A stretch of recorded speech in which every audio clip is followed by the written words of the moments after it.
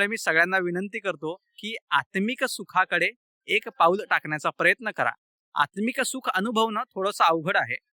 सुरुवातीला थोडासा कंटाळा येतो, थोडासा त्रास होतोय असं वाटतं. पण ज्यावेळेस आपण त्या साधनेमध्ये स्थिर व्हायला सुरुवात होतो, त्यावेळेस आपल्याला ते आत्मिक सुख काय आहे हे समजतं.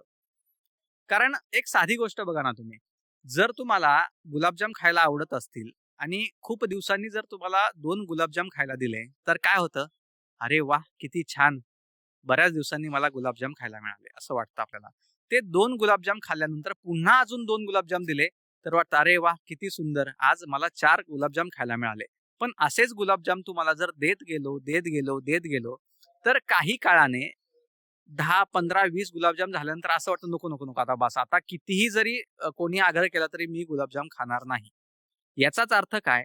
जर त्या गुलाबजाममध्ये तुमचं सुख होता, तुमचा आनंद होता, तर ते आनंद 100व्या गुलाबजाम खाताना सुद्धा तुमच्याकडे ते आनंद शिल्लक असला पाहिजे. त्यावेळेस त्याला म्हणायचंय आत्मिक सुख. समजलं? मग हा जो आनंद आहे, हा जो अनुभव आहे, हा अनुभव आपल्याला आत्मिक सुखामध्ये येतो. ज्यावेळेस तुम्ही साधना करायला बसता, साधना करायला बसल्यानंतर 1 मिनिटं साधना करायला बसल्यावरती जी शांतता आपल्याला अनुभवायला मिळतीये, ती शांतता दुसऱ्या मिनिटाला सुद्धा अनुभवायला मिळते. त्याच्यापेक्षा जास्त शांतता तिसऱ्या मिनिटाला अनुभवायला मिळते. त्याच्यापेक्षा जास्त शांतता चौथ्या मिनिटाला अनुभवायला मिळते. आणि त्या शांततेतून बाहेर येऊच नये असं ज्यावेळेस मनाला वाटायला सुरुवात होतं, त्यावेळेस आपण खऱ्या प्रकारे आत्मिक सुखाकडे वाटचाल करतोय, असं लक्षात घ्यायचंय आणि आपली ती वाटचाल चालू ठेवायची.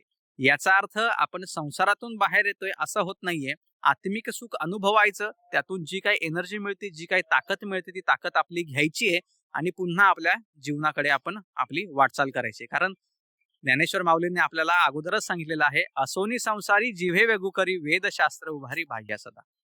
रामकृष्ण हरी नर्मदे हर. अल्पबुद्धीने ज्या पद्धतीने जसं सुचलं त्या पद्धतीने बोलण्यात आलेलं आहे. काही जर चूक झाली असेल तर मनःपूर्वक माफी मागतो. रामकृष्ण हरी नर्मदे हर.